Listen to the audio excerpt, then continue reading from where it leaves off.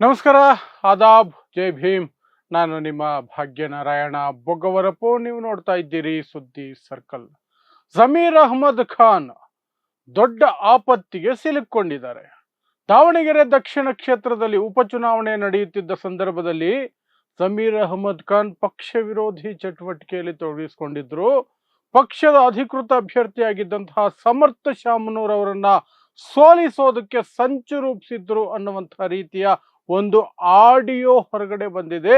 ಆ ಆಡಿಯೋದಲ್ಲಿ ಜಮೀರ್ ಅಹ್ಮದ್ ಖಾನ್ದು ಅಂತ ಹೇಳಲಾಗುವಂತಹ ಧ್ವನಿ ಇದೆ. ಅದರಲ್ಲಿ SDPI ಪಕ್ಷದ ಅಭ್ಯರ್ಥಿ ಗೆಲ್ಲುವ ರೀತಿ ಅಥವಾ ಮತಗಳು ಆ ಕಡೆಗೆ ಶಿಫ್ಟ್ ಆಗುವ ರೀತಿಯಲ್ಲಿ ಸೂಚನೆಗಳನ್ನ ಮತ್ತು ತಂತ್ರಗಾರಿಕೆಯನ್ನ ಮಾಡ್ತಾ ಇರುವಂತಹ ಮಾತುಗಳು ಇದಾವೆ. ಸೊ ಯಾರ ಜೊತೆ ಮಾತಾಡ್ತಿದ್ದು ಜಮೀರ್ ಅಹ್ಮದ್ ಖಾನ್ ಅಂತ ಈಗ ಆರೋಪ ಬಂದಿರೋದು. ಅವರು ಆ ವ್ಯಕ್ತಿ ಏನು ಹೇಳ್ತಿದ್ದಾರೆ, ಜಮೀರ್ ಅಹ್ಮದ್ ಖಾನ್ ಏನು ಸ್ಪಷ್ಟನೆಯನ್ನ ಕೊಟ್ಟಿದ್ದಾರೆ. ಅದರ ಜೊತೆಗೆ ಈ ಸನ್ನಿವೇಶದಲ್ಲಿ ಇಂತಹ ಒಂದು ಆಡಿಯೋ ಹೊರಗಡೆ ಬಂದಿರುವಾಗ ಜಮೀರ್ ಅಹ್ಮದ್ ಖಾನ್ಗೆ DCM ಅಂತ ಇದ್ರು. DCM ಬಿಡಿ, ಈಗ ಮಂತ್ರಿ ಆಗೋದಕ್ಕೂ ಸಾಧ್ಯ ಇಲ್ಲದೆ ಹೋಗಬಹುದು. ಹೇಗೆ ಅಂತ ವಿವರಿಸುವಂತಹ ಪ್ರಯತ್ನವನ್ನು ಮಾಡ್ತೀನಿ. ಸೊ ಕಳೆದ ತಿಂಗಳು ನಡೆದಂತಹ ಚುನಾವಣೆ ಏನಿತ್ತಲ್ಲ, ದಾವಣಗೆರೆ ದಕ್ಷಿಣ ಕ್ಷೇತ್ರದ ವಿಧಾನಸಭೆಯ ಉಪಚುನಾವಣೆ, ಆ ಸಂದರ್ಭದಲ್ಲಿ ಆ ಕ್ಷೇತ್ರದಲ್ಲಿ ಮುಸ್ಲಿಂ ಮತದಾರರು ಹೆಚ್ಚಿನ ಮಟ್ಟದಲ್ಲಿರೋದ್ರಿಂದ ಮುಸ್ಲಿಮರನ್ನೇ ಅಭ್ಯರ್ಥಿ ಮಾಡಬೇಕು ಅಂತ ಜಮೀರ್ ಅಹ್ಮದ್ ಖಾನ್ ಆರಂಭದಲ್ಲಿ ಪಟ್ಟು ಹಿಡಿದು ಕೂತಿದ್ರು. ಅದು ಬೇರೆ ಲೆಕ್ಕಾಚಾರ, ಯಾರಿಗೆ ಏನೋ ಅದ್ರ ಬಗ್ಗೆ ಸಾಕಷ್ಟು ಚರ್ಚೆಗಳಿದ್ದಾವೆ. ಬಟ್ ಮುಸ್ಲಿಂ ಸಮುದಾಯಕ್ಕೆ ಕೊಡಬೇಕು ಅಂತ. ಬಟ್ ಶಾಮನೂರು ಶಿವಶಂಕರಪ್ಪರವರ ನಿಧನದಿಂದ ವೇಕೇಟ್ ಆದಂತಹ ಆ ಸೀಟಿನಲ್ಲಿ ಅವರ ಕುಟುಂಬಕ್ಕೆ ಟಿಕೆಟ್ ಕೊಡಬೇಕು ಅನ್ನುವಂಥದ್ದು ಆ ಕುಟುಂಬದ ಬೇಡಿಕೆಯಾಗಿತ್ತು. ಆ ಕುಟುಂಬ ಅಂದ್ರೆ ಆ ಕುಟುಂಬದಲ್ಲಿ ಏನು ಯಾರು ರಾಜಕೀಯದಲ್ಲಿ ಇಲ್ಲ ಅಂತಲ್ಲ, ಅಧಿಕಾರದಲ್ಲಿ ಇಲ್ಲ ಅಂತಲೂ ಅಲ್ಲ. ಶಾಮನೂರು ಶಿವಶಂಕರಪ್ಪನವರ ಮಗ SS ಮಲ್ಲಿಕಾರ್ಜುನ್ ರಾಜ್ಯದಲ್ಲಿ ಮಂತ್ರಿಯಾಗಿದ್ರು. ಈಗ ವಿಸರ್ಜನೆಯಾಗಿದೆ, ಮತ್ತೆ ಆಗ್ತಾರೆ ಮಂತ್ರಿ. ಅವರ ಮನೆಯಲ್ಲಿ ಇನ್ನೊಬ್ಬರು ಶಾಮನೂರು ಶಿವಶಂಕರಪ್ಪನವರ ಸೊಸೆ ಅಂದ್ರೆ SS ಮಲ್ಲಿಕಾರ್ಜುನ್ ಅವರ ಹೆಂಡತಿ MP ಸಂಸದೆ. ಹಾಗಿದ್ದೂ ಸಹ ಆ ಟಿಕೆಟ್ ನಮ್ಮ ತಂದೆ ಮರಣದ ಕಾರಣಕ್ಕಾಗಿ ಬಾಕಿಯಾಗಿರೋದ್ರಿಂದ ಅಥವಾ ವೆಕೇಟ್ ಆಗಿರೋದ್ರಿಂದ ನನ್ನ ಮಗನಿಗೆ ಕೊಡಬೇಕು ಅಂತ SS ಮಲ್ಲಿಕಾರ್ಜುನ್ ಪಟ್ಟು ಹಿಡಿದು ಕೂತರು. ಈ ಕಡೆ ಜಮೀರ್ ಅಹ್ಮದ್ ಖಾನ್ ಪಟ್ಟು, ಆ ಕಡೆ SS ಮಲ್ಲಿಕಾರ್ಜುನ ಪಟ್ಟು. ಇದರಲ್ಲಿ ಕಾಂಗ್ರೆಸ್ ಹೈಕಮಾಂಡು ಸಹ ಬರಬೇಕಾಯಿತು, ಸುರ್ಜೇವಾಲಾ ಬರಬೇಕಾಯಿತು, ರಾಜ್ಯ ನಾಯಕರು ಸಹ ಸಿಕ್ಕಾಪಟ್ಟೆ ಏನೇನೋ ಮಾಡಬೇಕಾಯಿತು. ಅದಾದ ನಂತರ ಮುಸ್ಲಿಮರಿಗೆ ಟಿಕೆಟ್ ಸಿಗಲಿಲ್ಲ, ಸಮರ್ಥ ಶಾಮನೂರ್ಗೆ ಟಿಕೆಟ್ ಸಿಕ್ತು. ಬಂಡಾಯವಾಗಿ ಸಾದಿಕ್ ಪೈಲ್ವಾನ್ ಅನ್ನುವಂಥವರು ಒಂದು ಅಪ್ಲಿಕೇಶನ್ ಅನ್ನ ಹಾಕಿದ್ರು, ನಾಮಪತ್ರ ಹಾಕಿದ್ರು. ಆ ನಂತರ ಅವರು ನಾನು ಎಂಥದ್ದು ಸ್ಪರ್ಧೆಯಿಂದ ಹಿಂದೆ ಸರಿತಾ ಇದ್ದೀನಿ ಅನ್ನುವಂತಹ ಘೋಷಣೆಯನ್ನ ಮಾಡಿ ಸಮರ್ಥ ಶಾಮನೂರ್ ಪರವಾಗಿಯ ಒಂದು ಕ್ಯಾಂಪೇನ್ ಅನ್ನು ಮಾಡಿದ್ರು. ಆದರೆ ಇದರ ನಡುವೆ ಕೇಳಿ ಬಂದಂತಹ ಆರಂಭದ ಅಸಮಾಧಾನದ ಹೆಸರಿತ್ತಲ್ಲ ಜಮೀರ್ ಅಹ್ಮದ್ ಖಾನ್. ಆ ಜಮೀರ್ ಅಹ್ಮದ್ ಖಾನ್ ಪಕ್ಷ ವಿರೋಧಿ ಚಟುವಟಿಕೆಯಲ್ಲಿ ತೊಡಗಿಸಿಕೊಂಡಿದ್ದಾರೆ ಅಂತ ಆಗಲೂ ಆರೋಪ ಬಂತು. ಚುನಾವಣೆ ಮುಗಿದ ನಂತರ ಅವರ ಹೆಸರು ಹೇಳದೆ ರಿಜ್ವಾನ್ ಅರ್ಷದ್, ಸಲೀಂ ಅಹಮ್ಮದ್ ಇಂಥವರು ಪ್ರೆಸ್ ಮೀಟ್ ಮಾಡಿ ಜಮೀರ್ ಅಹ್ಮದ್ ಖಾನ್ ವಿರುದ್ಧ ಇಂಡೈರೆಕ್ಟ್ ಆಗಿ ಬೆಂಕಿ ಉಗುಳಿದ್ರು. ಈಗ ಆಡಿಯೋ ಹೊರಗಡೆ ಬಂದಿದೆ. ಏನು ಬಂದಿದೆ ಆಡಿಯೋ? ಆ ನಂತರ ಅಲ್ಲಿ ಏನೇನಾಯ್ತು ಉಪಚುನಾವಣೆ ಸಂದರ್ಭದಲ್ಲಿ ಫಲಿತಾಂಶ ನಿಮಗೆ ಗೊತ್ತೇ ಇದೆ. ಬಟ್ ಅದು ಹೇಗಾಯ್ತು ಅದನ್ನು ವಿವರಿಸುವಂತಹ ಪ್ರಯತ್ನವನ್ನು ಮಾಡ್ತೀನಿ. ಸೊ ಏನಾಯ್ತು ಆಡಿಯೋದಲ್ಲಿ? ಏನಿದೆ ಆಡಿಯೋದಲ್ಲಿರುವಂತಹದ್ದು, ಮೈನಾರಿಟೀಸ್ ಡೆವಲಪ್ಮೆಂಟ್ ಕಾರ್ಪೊರೇಷನ್ ನ ಅಧ್ಯಕ್ಷರಾಗಿರುವಂತಹ ಸಿರಾಜ್ ಅನ್ನುವಂಥವರ ಧ್ವನಿ ಅಂತ ಹೇಳಲಾಗ್ತಿದೆ, ಮತ್ತು ಜಮೀರ್ ಅಹ್ಮದ್ ಖಾನ್ ಅವರನ್ನ ಹೋಲಿಸುವಂತಹ ಧ್ವನಿ ಅಂತ ಹೇಳಲಾಗ್ತಿದೆ. ಅವರದ್ದೇ ಅಂತ ಸಾಕಷ್ಟು ಜನ ಹೇಳ್ತಿರುವಂಥದ್ದು. ಅವರಿಬ್ಬರದನ್ನ ನಿರಾಕರಿಸಿದ್ದಾರೆ, ಅದು ನ್ಯಾಚುರಲ್. ಸೊ ಅದರಲ್ಲಿ ಏನು ಮಾತಾಡಿದ್ದಾರೆ? ಅದರಲ್ಲಿ ಮಾತಾಡಿರುವಂತಹದ್ದು ಸಮರ್ಥ ಶಾಮನೂರ್ಗೆ ಬರಬಹುದಾದಂತಹ ಮುಸ್ಲಿಂ ಮತಗಳನ್ನ ಶಿಫ್ಟ್ ಮಾಡಬೇಕು ಅನ್ನೋದ್ರ ಬಗ್ಗೆ ಮಾತುಗಳಾಗ್ತಿದ್ದಾವೆ, ಮತ್ತು ಎಲ್ಲ ಮತಗಳು ಸಹ ಕುಕ್ಕರ್ ಕಡೆಗೆ ಹೋಗ್ತಿದ್ದಾವೆ ಅನ್ನುವಂತಹ ಚರ್ಚೆಗಳು ನಡೆಸ್ತಿದ್ದಾರೆ. ಹೋಗಬೇಕು ಅಂತ ಜಮೀರ್ ಅಹ್ಮದ್ ಖಾನ್ ರೀತಿಯ ಧ್ವನಿ ಹೇಳ್ತಾ ಇದೆ. ಸೊ ಇದೆಲ್ಲವೂ ನಡೀತಾ ಇದೆ. ಒಟ್ಟಿನಲ್ಲಿ ಸಮರ್ಥ ಶಾಮನೂರಿಗೆ ಸೋಲು ಉಣಿಸಬೇಕು ಅನ್ನುವಂಥದ್ದು ಉದ್ದೇಶ ಆಗಿದೆ. ಆ ಫೋನ್ ಕಾಲಲ್ಲಿ ಸ್ಪಷ್ಟವಾಗಿ ಗೊತ್ತಾಗ್ತಿದೆ. ಇನ್ನು ಈ ಕುಕ್ಕರ್ ಸಿಂಬಲ್ಗೆ ಹೋಗಬೇಕು ಅನ್ನುವಂಥದ್ದು, ಕುಕ್ಕರು SDPI ಪಕ್ಷದ ಅಭ್ಯರ್ಥಿಯಾಗಿದ್ದಂತಹ ಅಫ್ಸರ್ ಕೊಡ್ಲಿಪೇಟೆ ಅನ್ನುವವರಿಗೆ ಶಿಫ್ಟ್ ಆಗಬೇಕು ಅನ್ನುವಂಥದ್ದು. ಇಲ್ಲಿ ಅವರು ಅಂತಿಮ ಉದ್ದೇಶ SDPI ಅಭ್ಯರ್ಥಿಯನ್ನ ಗೆಲ್ಲಿಸೋದಾಗಿತ್ತಾ ಅಥವಾ ಮತಗಳನ್ನ ಬ್ರೇಕ್ ಮಾಡಿ ಮತಗಳನ್ನ ಶಿಫ್ಟ್ ಮಾಡಿ ಒಂದಷ್ಟು ಬಿಜೆಪಿ ಗೆಲ್ಲಿ ಅನ್ನುವಂಥದ್ದು ಜಮೀರ್ ಅಹ್ಮದ್ ಖಾನ್ ಅವರ ಲೆಕ್ಕಾಚಾರ ಆಗಿತ್ತು, ಗೊತ್ತಿಲ್ಲ. ಬಟ್ ಬಿಜೆಪಿ ಅಭ್ಯರ್ಥಿಯ ಬಗ್ಗೆಯೂ ಸಹ ಅಲ್ಲಿ ಸಿರಾಜ್ ಒಂದಷ್ಟು ಮಾತಾಡಿರುವಂತಹ ಧ್ವನಿ ಇದೆ, ಆ ಧ್ವನಿಯಲ್ಲೇ ಇದೆ. ಮತ್ತು ಬಿಜೆಪಿ ಅಭ್ಯರ್ಥಿ ಅವರಿಗೆ ಸಪೋರ್ಟಿವ್ ಆಗಿದ್ರು, ಇವರು ಅವರಿಗೆ ಸಪೋರ್ಟಿವ್ ಆಗಿದ್ರು, ಈ ರೀತಿಯಾದಂತಹ ಎಲ್ಲ ವಿಚಾರಗಳು ಅದರಲ್ಲಿ ಚರ್ಚೆ ಆಗಿದೆ. ಸೊ ಈ ಆಡಿಯೋ ಇವತ್ತು ಹೊರಗಡೆ ಬಂದಿದೆ. ಈ ಆಡಿಯೋ ಹೊರಗಡೆ ಬಂದ ತಕ್ಷಣನೇ ರಾಜ್ಯ ರಾಜಕಾರಣದಲ್ಲಿ ಮತ್ತೆ ದಾವಣಗೆರೆ ವಿಚಾರವಾಗಿ ಬಿಸಿ ಬಿಸಿ ಚರ್ಚೆಗಳು ಆರಂಭ ಆಗೋದು.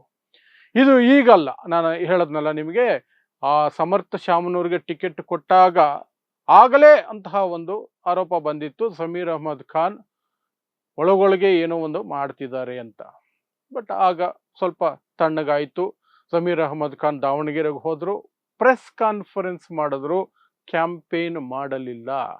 ಸಮಯ ಇಲ್ಲ ಅಂತ ಹೇಳಿ ಪ್ರೆಸ್ ಕಾನ್ಫರೆನ್ಸ್ ಮಾಡಿ, ನಾನು ಸಮರ್ಥ ಪರವಾಗೇ ಇದ್ದೀನಿ, ಕಾಂಗ್ರೆಸ್ ಅಭ್ಯರ್ಥಿನೇ ಗೆಲ್ಲೋದು, ಸಮರ್ಥ ಗೆಲ್ಲೋದು, ನಾನು ಗ್ಯಾರಂಟಿ ಕೊಡ್ತೀನಿ ಅಂತ ಹೇಳಿ ಸಮರ್ಥ ಶಾಮನೂರ್ಗೆ ಕ್ಯಾಮ್ರಾಗಳ ಮುಂದೆ ಮುತ್ತು ಕೊಟ್ಟು ಆಶೀರ್ವಾದ ಕೊಟ್ಟು ಅಲ್ಲಿಂದ ನಿರ್ಗಮಿಸಿದರು. ಅಷ್ಟೆಲ್ಲ ಮಾಡಿದ್ರು. ಅದಾದ ನಂತರ ಚುನಾವಣೆಗಳು ಮುಗಿದು, ಮತದಾನ ಮುಗಿದು 2-3 ದಿನಕ್ಕೆ ಒಂದು ಪ್ರೆಸ್ ಕಾನ್ಫರೆನ್ಸ್ ಆಯಿತು. ಆ ಪ್ರೆಸ್ ಕಾನ್ಫರೆನ್ಸ್ನಲ್ಲಿ ರಿಜ್ವಾನ್ ಅರ್ಷದ್ ಮತ್ತೆ ಸಲೀಂ ಅಹಮದ್ ಕಾಂಗ್ರೆಸ್ ನಾಯಕರು ಅವರಿಬ್ಬರು ಸಹ ಒಂದು ಪ್ರೆಸ್ ಕಾನ್ಫರೆನ್ಸ್ ಮಾಡಿ ಹೆಸರುಗಳನ್ನ ಹೇಳದೆ ಆರೋಪಗಳನ್ನ ಮಾಡಿದ್ರು.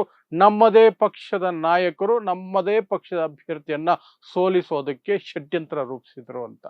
ಆಗ ಎಲ್ಲರೂ ಅನ್ಕೊಂಡಿದ್ದು, ಹಾಗಾದ್ರೆ ಸಮರ್ಥ ಶಾಮನೂರು ಸೋಲು ಕನ್ಫರ್ಮ್ ಆಗಿದೆ, ಹಾಗಾಗಿ ಈಗಲಿಂದಲೇ ಅದು ಬೆಂಕಿ ಉಗುಳ್ತಾ ಇದ್ದಾರೆ ಅಂತ. ಆದರೆ ಅದಾದ ನಂತರ ರಿಸಲ್ಟ್ಗಳು ಬಂತು. ರಿಸಲ್ಟ್ ಅಲ್ಲಿ ಸಮರ್ಥ ಶಾಮನೂರು ಸಣ್ಣ ಅಂತರದಲ್ಲಿ ಗೆದ್ಕೊಂಡ್ರು. ಆಮೇಲೆ ಮಜಾ ಇತ್ತಿದ್ದೇನೆಂದ್ರೆ ಕಾಂಗ್ರೆಸ್ ಕೆಲವು ಮುಸ್ಲಿಂ ನಾಯಕರ ವಿರುದ್ಧ ಕ್ರಮ ಕೈಗೊಳ್ಳೋದಕ್ಕೆ ಆರಂಭಿಸ್ತು. ಜಬ್ಬಾರ್ MLC ಜಬ್ಬಾರನ್ನ ಪಕ್ಷದಿಂದಲೇ ಉಚ್ಚಾಟನೆ ಮಾಡಿಬಿಟ್ರು. ಇನ್ನೊಂದಷ್ಟು ಜನಕ್ಕೆ ನೋಟಿಸ್ಗಳನ್ನ ಕೊಟ್ಟರು. ಜಮೀರ್ ಅಹ್ಮದ್ ಖಾನ್ ಸಚಿವ ಸ್ಥಾನ ಹೋಗುತ್ತೆ ಅನ್ನುವ ಮಟ್ಟಕ್ಕೆ ಅದು ಹೋಗಿತ್ತು. ಇಷ್ಟೆಲ್ಲ ಹೈ ಡ್ರಾಮಾಗಳು ನಡೆದಿತ್ತು. ಆದರೆ ಅದಾದ ನಂತರ ಓಕೆ, ನಿಧಾನಕ್ಕೆ ಅದು ತಣ್ಣಗಾಗಕ್ಕೆ ಶುರುವಾಯಿತು. ಆದರೆ ಇವತ್ತು ಮತ್ತೆ ಆ ಆಡಿಯೋ ಬಂದಿದೆ. ಆ ಆಡಿಯೋ ಬಗ್ಗೆ ಈಗ ಚರ್ಚೆಗಳಾಗ್ತಿದೆ. ಜಮೀರ್ ಅಹ್ಮದ್ ಖಾನ್ ಸಮರ್ಥ ಶಾಮನೂರನ್ನು ಸೋಲಿಸೋದಕ್ಕೆ ಎಲ್ಲ ಪ್ರಯತ್ನ ಮಾಡಿದ್ದಾರೆ ಅಂತ ಆ ಆರೋಪ ಈಗ ಬಂದಿದೆ. ಈಗ ಇದರ ಬಗ್ಗೆ ಪ್ರತಿಕ್ರಿಯೆ ಕೊಟ್ಟಿರುವಂತಹ ಇಬ್ಬರು, ಆಡಿಯೋದಲ್ಲಿ ಇದ್ದಾರೆ ಎನ್ನಲಾದಂತಹ ಇಬ್ಬರು ಸಹ ಹೇಳ್ತಿರುವಂತಹದ್ದು ಜಮೀರು ಸೇರಿ, ಅಯ್ಯೋ ಅದು ನಮ್ಮ ಧ್ವನಿನೇ ಅಲ್ಲ, AI ಬಳಸ್ಕೊಂಡು ಮಾಡಿದ್ದಾರೆ, ಇದಕ್ಕೂ ನಮಗೂ ಸಂಬಂಧನೇ ಇಲ್ಲ, ನಾವು ಯಾವತ್ತೂ ಆ ರೀತಿ ಮಾತಾಡೇ ಇಲ್ಲ ಅಂತ ಜಮೀರ್ ಅಹ್ಮದ್ ಖಾನ್ ಪ್ರತಿಕ್ರಿಯೆ ಸ್ಟೇಟ್ಮೆಂಟ್ ಬಿಡುಗಡೆ ಮಾಡಿದ್ದಾರೆ. ನಾನು ಯಾವತ್ತೂ ಪಕ್ಷ ವಿರೋಧಿ ಚಟುವಟಿಕೆ ಮಾಡಿಲ್ಲ, ಅದು ನನ್ನ ಧ್ವನಿನೇ ಅಲ್ಲ, AI ಬಳಸ್ಕೊಂಡು ಮಾಡಿದ್ದಾರೆ, ನಾನು ಕಂಪ್ಲೇಂಟ್ ಕೊಡ್ತೀನಿ, ಯಾವ ತನಿಖೆಗೆ ಬೇಕಾದರೂ ಸಿದ್ಧವಾಗಿದ್ದೀನಿ ಅನ್ನುವಂತಹ ಹೇಳಿಕೆಯನ್ನ ಅವರು ಬಿಡುಗಡೆ ಮಾಡಿದ್ದಾರೆ. ಸೊ ಈ ರೀತಿಯಾಗಿ ತಮ್ಮ ಮೇಲೆ ಬಂದಿರುವ ಆರೋಪವನ್ನ ನ್ಯಾಚುರಲಿ ಅವರು ನಿರಾಕರಿಸಲೇಬೇಕು. ಅದಕ್ಕೆ ಈ ರೀತಿ ಸ್ಪಷ್ಟನೆ ಮತ್ತು ನಿರಾಕರಣೆಯನ್ನ ಕೊಟ್ಟಿದ್ದಾರೆ. ಆದರೆ ಈಗ ಸಮಸ್ಯೆ ಏನು ಅಂದ್ರೆ, DK ಶಿವಕುಮಾರ್ ಅವರು ನಾಡಿದ್ದು ಬುಧವಾರ ಮುಖ್ಯಮಂತ್ರಿಯಾಗಿ ಪ್ರಮಾಣ ವಚನ ಸ್ವೀಕಾರ ಮಾಡ್ತಾರೆ. ಆ ಒಂದು ಸಚಿವ ಸಂಪುಟದಲ್ಲಿ DK ಶಿವಕುಮಾರ್ ಅವರ ಸರ್ಕಾರದಲ್ಲಿ ಜಮೀರ್ ಅಹ್ಮದ್ ಖಾನ್ DCM ಆಗಬಹುದು ಅನ್ನುವಂತಹ ಮಾತುಗಳು ಇದಾವೆ. ಒಬ್ಬ ಮೈನಾರಿಟಿ DCM, ಒಬ್ಬರು ದಲಿತ DCM ಮಿನಿಮಮ್, ಇನ್ನೂ ಒಂದು ಲಿಂಗಾಯತ DCM ಸಹ ಸೇರಿಸೋದಕ್ಕೆ ಸಿದ್ದರಾಮಯ್ಯ ಪ್ರಯತ್ನ ಮಾಡ್ತಿದ್ದಾರೆ ಅನ್ನುವಂತಹ ಸುದ್ದಿಗಳು ಇದಾವೆ. DCM ಅಲ್ಲದೆ ಹೋದ್ರು ಮಂತ್ರಿ ಆದ್ರೂ ಆಗ್ತಾರೆ ಜಮೀರ್ ಅಹ್ಮದ್ ಖಾನ್ ಗ್ಯಾರಂಟಿ ಅನ್ನುವಂತಹ ಮಾತುಗಳ ನಡುವೆ ಈ ಆಡಿಯೋ ಹೊರಗಡೆ ಬಂದಿರೋದ್ರಿಂದ ಈಗ ಹೈಕಮಾಂಡ್ ವರೆಗೂ ಈ ಆಡಿಯೋ ವಿಚಾರ ಹೋಗಿ ರಾಹುಲ್ ಗಾಂಧಿ ಸಿಟ್ಟಾಗಿದ್ದಾರೆ ಜಮೀರ್ ಅಹ್ಮದ್ ಖಾನ್ ಮೇಲೆ ಅನ್ನುವಂತಹ ಮಾಹಿತಿ ಬರ್ತಾ ಇದೆ.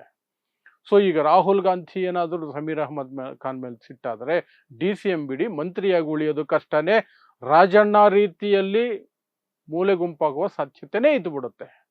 ಯಾಕಂದ್ರೆ ಅವ್ರಿಗೆ ಅಷ್ಟು ಇಲ್ಲಿನ ಲೋಕಲ್ ಲೆವೆಲ್ ಅಲ್ಲಿ ಥಿಂಕ್ ಮಾಡುವಷ್ಟು ತಾಳ್ಮೆನೂ ಇರಲ್ಲ, ಸಮಯನೂ ಇರಲ್ಲ, ಬೇಕಾಗೂ ಇರಲ್ಲ. ಅವ್ರಿಗೆ ತೆಗೆದು ಬಿಸಾಕ್ರಿ ಅಂತಾರೆ. ರಾಜಣ್ಣನ ಕತೆ ಹಂಗೆ ಆಗಿದ್ದು.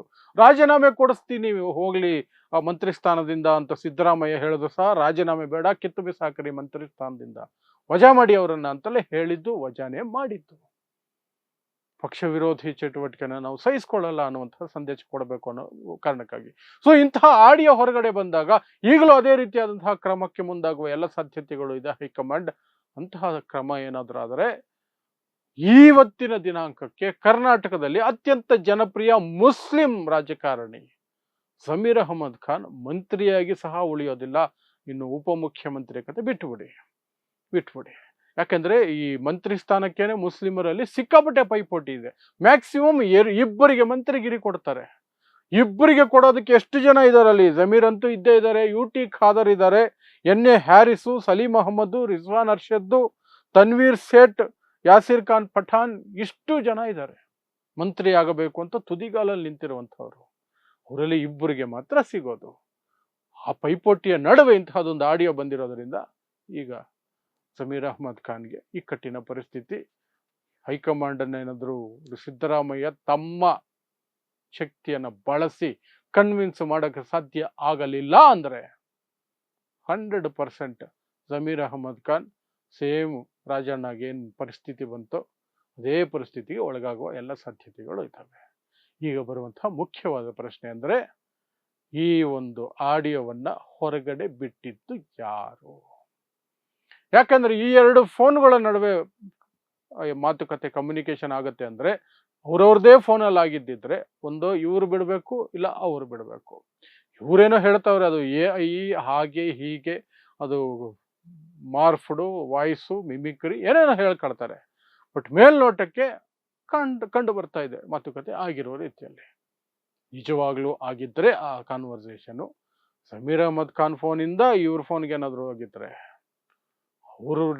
ಇವರಿಬ್ಬರಲ್ಲಿ ಒಬ್ಬರು ಅದನ್ನ ರೆಕಾರ್ಡ್ ಮಾಡ್ಕೊಂಡು ಬಿಟ್ಟಿರ್ಬೇಕು. ಅಥವಾ ಯೂಶುವಲ್ ಆಗಿ ತಮ್ಮದೇ ಫೋನ್ಗಳನ್ನ ಬಳಸಲ್ಲ, ಅದರಲ್ಲೂ ಜಮೀರ್ ಅಹಮದ್ ಖಾನ್ ತನ್ನದೇ ಫೋನಿಂದ ಮಾತಾಡಿರೋ ಸಾಧ್ಯತೆಗಳು ತುಂಬಾ ಕಡಿಮೆ. ಅವ್ರ ಅಸಿಸ್ಟೆಂಟು PA ಇನ್ಯಾವುದೋ ಫೋನಲ್ಲಿ ತಗೊಂಡು ಮಾತಾಡಿರೋ ಸಾಧ್ಯತೆಗಳು ಇರ್ತವೆ. ಸೊ ಅವ್ರು ಯಾರಾದ್ರೂ ಲೀಕ್ ಮಾಡಿದ್ರ?